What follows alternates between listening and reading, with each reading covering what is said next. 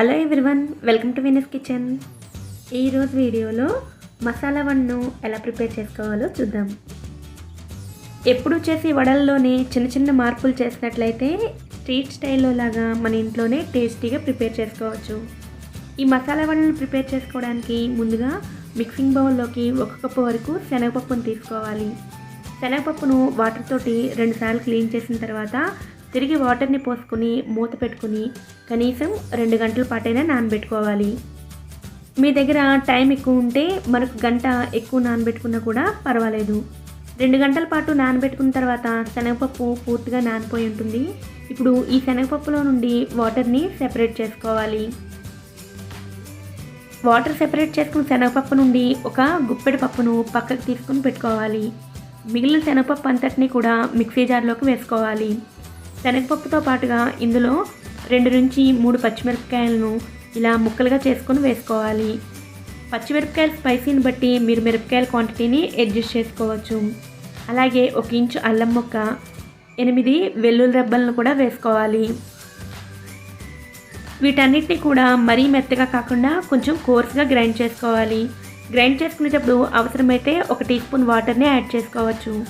ఇప్పుడు ఇలా గ్రైండ్ చేసుకున్న పిండిని ఒక బౌల్లోకి తీసుకుని అందులో ముందుగా సెపరేట్ చేసి పెట్టుకున్న శనగపప్పును వేసుకోవాలి. వీటితో పాటుగా సన్నగా తరిగిన ఒక మీడియం సైజ్ ఉల్లిపాయ ముక్కలను, 1 రెమ్మ కరివేపాకును, అలాగే 1/2 కప్పు సన్నగా తరిగిన కొత్తిమీరను కూడా వేసుకోవాలి. అలాగే 1/2 టీ స్పూన్ జీలకర్ర, రుచికి సరిపడా ఉప్పు. వడలు క్రిస్పీగా రావడం కోసం 1 స్పూన్ వరకు వరిపిండిని కూడా వేసుకోవాలి. ఇలా బియ్యం పిండిని వేసుకోవడం వల్ల వడలు క్రిస్పీగా రావడమే కాదు, ఆయిల్ని కూడా పీల్చకుండా ఉంటాయి. ఇప్పుడు వీటన్నిటిని కూడా బాగా కలిసేటట్లు మిక్స్ చేసుకోవాలి. బియ్యం పిండిని బాగా ఎక్కువగా యాడ్ చేసినట్లయితే వడలు గట్టిగా వచ్చేస్తాయి కనుక 1 స్పూన్ మాత్రమే యాడ్ చేసుకోండి. మొత్తం అంతా బాగా కలిసేటట్లు మిక్స్ చేసుకున్న తర్వాత కొద్దిగా ముద్దను తీసుకుని ముందు రౌండ్ బాల్లా చేసుకుని ఇలా వడల షేప్లోకి చేసుకోవాలి.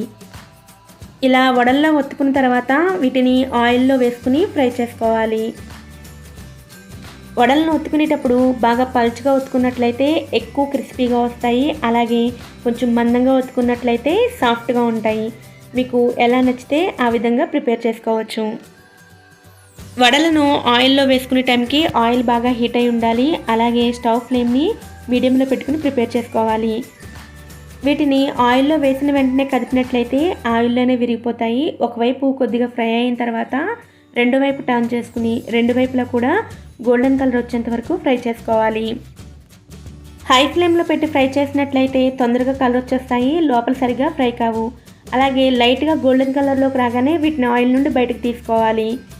ఆయిల్ నుంచి బయటకు తీసిన తర్వాత ఇవి మరికొంచెం కలర్ వస్తాయి.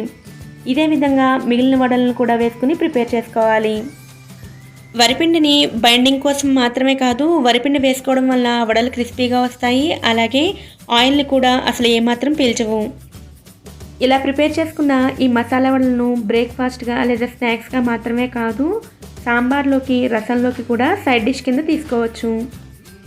ఈ టిప్స్ తోటి స్ట్రీట్ స్టైల్లో లాగా మసాలా వడలను మీరు కూడా మీ ఇంట్లో తప్పకుండా ట్రై చేయండి. ఓకే ఫ్రెండ్స్, ఈ వీడియో కనుక మీకు నచ్చినట్లయితే ఈ వీడియోని లైక్ చేయండి, మీ ఫ్రెండ్స్తో షేర్ చేయండి. వీడియో కింద ఉన్న రెడ్ కలర్ సబ్స్క్రైబ్ బటన్ ద్వారా సబ్స్క్రైబ్ చేసుకోండి. పక్కనే ఉన్న బెల్ ఐకాన్ని కూడా యాక్టివేట్ చేసుకోండి. Thanks for watching.